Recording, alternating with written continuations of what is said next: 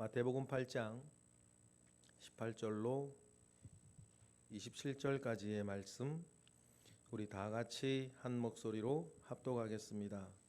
예수께서 무리가 자기를 에워싸는 것을 보시고 건너편으로 가기를 명하시니라. 한 서기관이 나와 예수께 아뢰되 선생님이여 어디로 가시든지 저는 따르리이다. 예수께서 이르시되 여우도 굴이 있고 공중의 새도 거처가 있으되 인자는 머리 둘 곳이 없다 하시더라. 제자 중에 또 한 사람이 이르되 주여 내가 먼저 가서 내 아버지를 장사하게 허락하옵소서. 예수께서 이르시되 죽은 자들이 그들의 죽은 자들을 장사하게 하고 너는 나를 따르라 하시니라. 배에 오르심에 제자들이 따랐더니 바다에 큰 놀이 일어나 배가 물결에 덮이게 되었으되 예수께서는 주무시는지라. 그 제자들이 나와 깨우며 이르되 주여 구원하소서 우리가 죽겠나이다. 예수께서 이르시되 어찌하여 무서워하느냐 믿음이 작은 자들아 하시고 곧 일어나사 바람과 바다를 꾸짖으시니 아주 잔잔하게 되거늘 그 사람들이 놀랍게 여겨 이르되 이가 어떠한 사람이기에 바람과 바다도 순종하는가 하더라. 아멘. 이 땅에 예수님이 만 3년 꽉 채운 만 3년의 공생애를 사시면서 예수님께서 뜻하신 바, 예수님께서 이루고자 하시는 바를 크게 두 가지로 말할 수 있습니다. 하나는 하나님의 나라가 이 땅에 임하게 하는 것입니다. 두 번째는 제자들을 키워내는 것입니다. 이 두 가지 일 공생애 때 뚜렷하게 하셨죠. 하나님의 나라, 하나님의 다스리심이 우리 가운데에 임하는 것, 그랬을 때에 일어나는 변화를 예수님은 여러 기적들을 통해서 보여주셨습니다. 하나님의 나라가 우리 가운데 임하면 맨 먼저 생각과 마음의 변화가 일어납니다. 내가 다스리던 내 마음대로 하던 마음과 생각 가운데에 하나님의 다스리심이 내려오기 마련 아니겠습니까? 그런데 이건 눈에 잘 보이지는 않습니다. 왜 그렇습니까? 사람들의 마음 속에서 생각 속에서 일어나는 일이기 때문입니다. 그리고 하나님의 다스리심이 임하였을 때에 눈에 가시적으로 보여주시기 위해서 주님이 많이 하신 게 뭐였습니까? 병자를 고치는 것이었습니다. 하나님의 다스림 밖에 있던 사람들에게 정신적으로나 육체적으로 병이 찾아오게 되어 있는데 그러한 곳에 하나님의 온전한 다스림이 임하면 여러분 병이 낫는 것입니다. 생각이 바뀌고 은혜가 받는 그런 걸 넘어서서 정신병이면 정신병이 낫는 거고 안진병이면 안진병이가 일어나고 소경이면 하나님의 다스리심이 그곳에 임하면 소경이 눈을 뜨는 것이에요. 그래서 뭔가 바르게 되어져 있지 아니하는 모든 것들이 바르게 되어지는 것 아닙니까? 누가 다스릴 때? 하나님이 다스릴 때. 우리가 은혜 받았다 흔히 말하는 그때도 마찬가지예요. 우리의 은혜 받아서 생각이 바뀌고 마음이 바뀌고 내 태도가 바뀌는 것도 여러분 하나님의 나라, 하나님의 다스림이 그곳에 임하는 거란 말이에요. 그뿐 아니라 하나님의 다스림이 우리 육신 가운데 임할 때는 우리 육신 가운데에 왜곡되어지고 부족해지고 과해되어지고 있어야 될 것이 없거나 없어야 될 것이 있거나 뭔가 기능을 못하고 있는 모든 것들이 하나님의 다스리심 가운데 있으면 어떻게 됩니까? 그것이 바로 되어지는 것이죠. 그것을 통해서 우리 가운데에 하나님의 나라가 임했다라는 것을 주님 증명하셨어요. 그래서 세례 요한이 나중에 말입니다. 세례 요한이 감옥에 갇혀서 어떤 의심이 찾아왔을 때 주님이 다른 얘기를 하지 않으셨어요. 이 얘기 하셨단 말이에요. 하나님의 나라가 임한 것에 대한 얘기를 하셨죠. 그리고 하나님의 나라가 임하면 어디까지 그 영역이 보여지느냐를 알려주실 때에 자연 만물도 하나님의 그 다스리심 가운데에 복종하는 것을 보여주시는 것까지입니다. 그리고 두 번째 예수님께서 공생애를 통해서 이 땅에 계실 때에 반드시 해야 된다 말씀을 마음 먹으셨던 것이 제자들을 키우는 것이었어요. 왜냐하면 예수님의 공생에는 정해져 있는 것 아닙니까? 예수님은 분명한 목적이 있었거든요. 유월절 어린 양으로 죽는 것이었어요. 다른 날도 아니었습니다. 유월절 어린 양 되어 나는 죽어야 한다라고 하는 것이 예수님의 분명한 목적이었어요. 그 모든 것에 예수님의 사역의 포커스는 일정은 맞추어져 있었습니다. 그래서 6월절과 날짜가 맞지 않으면요, 심지어는 도망 다니실 정도였어요. 아직 때가 이르지 않았다 하면서. 그때까지 예수님께서는 3년의 공생애가 끝나면 주님은 이 땅에 있다가 이제 가시가야 되니까는, 원래 하늘나라로 가셔야 되니까, 그러면 주님이 다시 가시고는 이 땅은 어떡합니까? 주님과 똑같은 생각, 주님과 똑같은 마음, 주님과 똑같은 목적을 가지고 이 땅을 살아가는 사람들을 남겨두셔야 된단 말이에요. 그 사람들을 가리켜 누가 뭐라고 우리 불러요? 제자들이라 불러요. 성도와 제자는 약간 다른 개념입니다, 여러분. 성도와 제자는 약간 다른 개념이에요. 그 두 가지 주님의 목적이 참 잘 나타나 보여지는 성경이 오늘 본문이래요. 이미 여러분 가버나움에서 예수님이 사역을 시작하실 즈음에는요, 예수는 이미 유명한 사람이 됐습니다. 유명인사가 되셨어요. 드러내놓고 마을에 들어가실 수 없을 정도로 이미 가버나움에서 사역을 시작하실 때에는 예수는 유명인사가 되어지셨죠. 그러니 늘 무리에 에워싸여 계셨어요. 굉장히 바쁘셨죠. 그래, 주님의 특징 하나 있습니다. 18절 읽어볼까요? 시작. 예수께서 무리가 자기를 에워싸는 것을 보시고 건너편으로 가시기를 명하시니라. 예수님의 사역에 또 특징이 하나 있는데요. 혼잡함 가운데 빠져들어가는 것을 누구보다 바쁘게 사셨고, 막 거의 살인적인 스케줄 속에 예수님은 사셨지만 스스로가 혼잡함 가운데, 분주함 가운데 빠져들어가는 것을 늘 피하셨어요. 그래서 18절에서도 무리가 에워싸는 것을 보시면 어떡하세요? 건너편으로 가자, 피하는 거예요. 피해 가셨습니다. 그런데 그런 무리 가운데에서 두 종류의 사람이 나와요. 다 거절하시는 두 종류의 사람이에요. 첫 번째 사람, 주님이 거절하시는 사람이 우리 19절 20절에 나오는데 한 서기관입니다. 서기관이 말합니다. 뭐라고 말합니까? 19절 시작.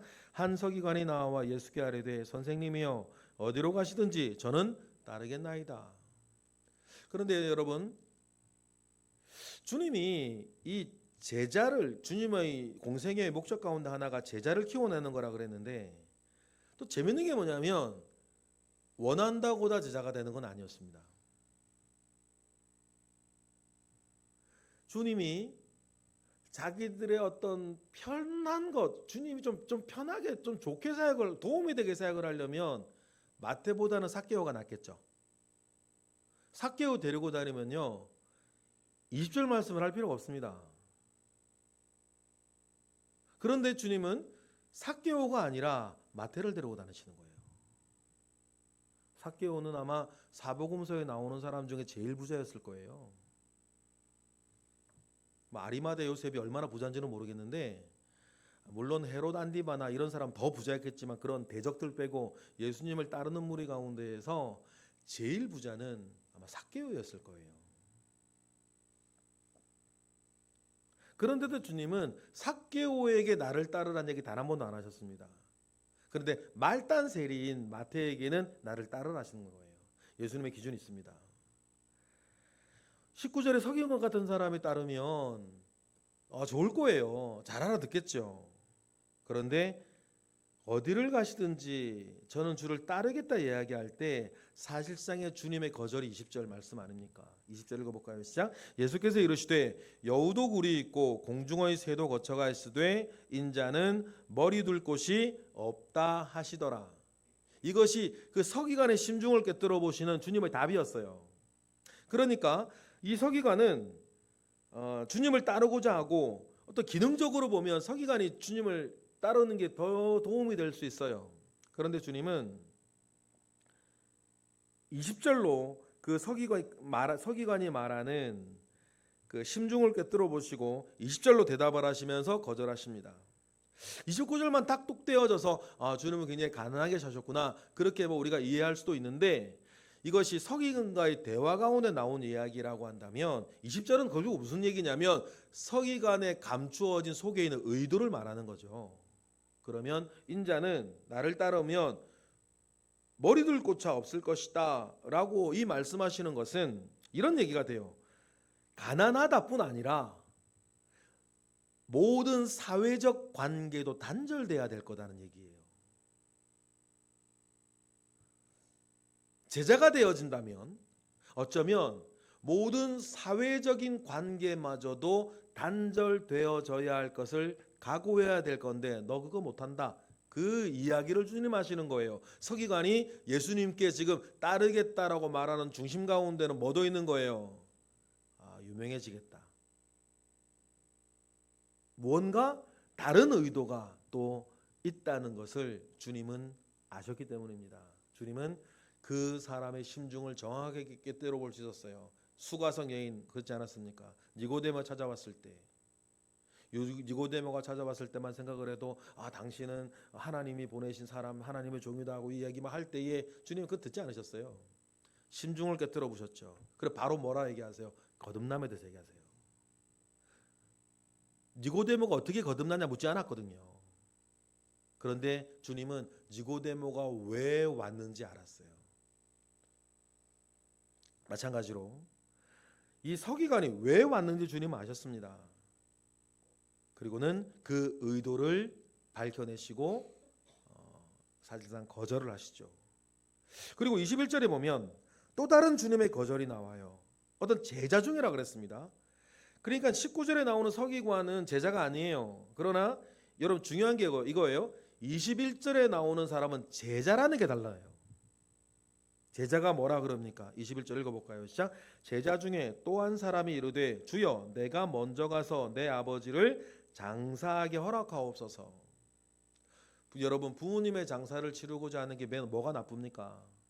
유대인들도 부모님의 장사를 치르는 것은 부모님의 임종을 지키지 못하는 것이 지금 우리나라에서도 되게 어떤 부끄러운 거나 아쉬운 것이 되어지고 있었던 것처럼 유대인들도 마찬가지였고, 부모님의 임종을 지키며 부모님의 장사를 치러가는 것은 바리새인들이 제일 미덕으로 가르치는 일이었어요. 그런데 여러분 두 가지 포인트예요. 제자 중에 한 사람이라는 거예요.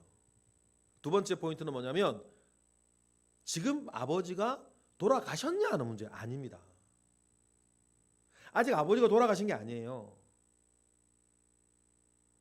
그러면 여러분 제자라면 아까 좀 전에 말씀드렸죠. 성도와 제자는 비슷하지만 다른 개념입니다. 여러분 제자는 삶의 우선순위가 명확한 사람이에요. 누구 우선이에요? 주님 우선이에요.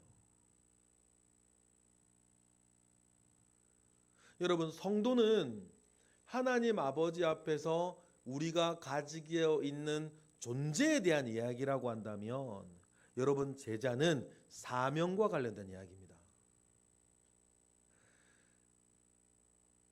제자는 다 성도지만 사실상 성도라고 다 제자는 아니에요. 주님 앞에서 나를 살아가고 주님 앞에 살아갈 때에 여러분 제자는 명확한 것이 있습니다. 모든 것의 우선순위는 주님이에요. 그게 되어야 제자가 됩니다. 그런데 이게 왜 중요합니까? 주님이 맨 마지막 대사명을 주실 때에 너희는 모든 족속으로 성도를 삼아? 모든 족속으로 교인을 삼아? 그렇게 말씀하지 않으셨어요. 모든 족속으로 제자를 삼아라 그랬단 말이에요. 그러면 여러분 우리가 주님 앞에서 살아가는 이때에 나의 최종적인 목적을, 하나님께서 나에게 원하시는 최종적인 목적을 아셔야 돼요. 제자 되는 것입니다.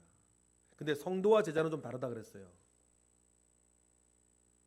교회를 다녀도요 여러분, 나를 위해 교회를 다니는 사람이 있습니다. 처음엔 누구나 그렇게 시작해요. 나를 위해 교회 다니는 사람 있지 않습니까? 나쁘진 않아요. 어려서 그렇지. 나를 위해 교회 다니는 사람이 있고 주님을 위해 교회 다니는 사람이 있어요. 나를 위해 교회 다니는 사람이 뭐 구원은 받고 하나님을 살아가긴 하겠죠. 그러나 여러분, 그 사람이 사명을 감당하지는 못합니다. 주님을 위해 교회 다니는 사람들이 있어요. 그런 사람들은 특징이 있습니다. 몇 가지 특징이 있어요. 우선순위가 분명해요. 인간적인 일로 시험 들지 않습니다. 내가 쇠하더라도 주님이 흥해야 된다는 것을 알아요. 그런 힘든 자리, 부끄러운 자리 외면하지 않습니다. 우선순위가 명확하거든요. 그런 사람을 가리켜 뭐라 그런다? 제자라 그래요. 그러면 21절에 부모님의 장례를 이야기하는 사람에 대해 주님이 거절하신단 말이에요. 22절처럼 거절하시죠. 읽어볼까요? 시작. 예수께서 이르시되 죽은 자들이 그들의 죽은 자들을 장사하게 하고 너는 나를 따르라 하시는 겁니다. 제자란 얘기를 기억하셔야 돼요. 우선순위를 제자라면 명확하게 하라. 이게 표면적인 이유예요. 좀 이면적인 이유도 있습니다. 좀 전에 말씀드렸는데 지금 아버지가 돌아가셨습니까? 돌아가시지 않았어요. 그런데 그 자리를 지키려고 해요.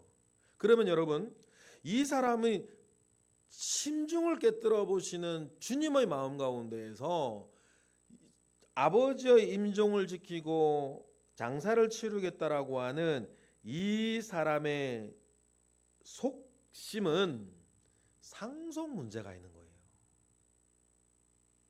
뭐는 받아야겠다는 겁니까? 상속은 받아야겠다는 겁니다. 그러니 죽은 자들의 것은 죽은 자들이 장사하게 하고 너는 그러한 것들에 신경 쓰지 말고 나를 따르라는 겁니다. 누구라면? 제자라면. 주님은 분명히 모든 족속으로 제자를 삼으라 그랬습니다. 여러분, 그러면 복음을 알고 예수 그리스도를 믿는 사람들 가운데엔 분명히 여러분, 주님이 제자로 부르시는 그 사명이 있다는 것을 여러분 꼭 기억하셔야겠습니다. 이렇게 주님은 사람들을 선별하시고 누군가는 부르시고 누군가는 거절하시고 부르신 사람들 가운데에서는 우선순위를 명확하게 하시고 그들을 제자로 키워나가는, 제자를 양육하고 제자를 양육하기 위해 훈련하는 일들은 주님의 매우 뚜렷한, 주님은 많은 사람을 원하지는 않았어요. 많은 사람들 데리고 다니는 것을 원하지는 않았고 분명한 제자들이 양육되어지는 것을 주님은 원했습니다. 그리고 23절부터는 배에 오르사 풍랑이 일고 뭐 이렇게 여러 가지 일들 나와 있습니다. 풍랑 때문에 죽게 되겠다고 막 애걸하는 이 제자들에게 주님이 꾸짖는 말씀이 26절이죠. 26절 읽어볼게요. 다 같이 시작.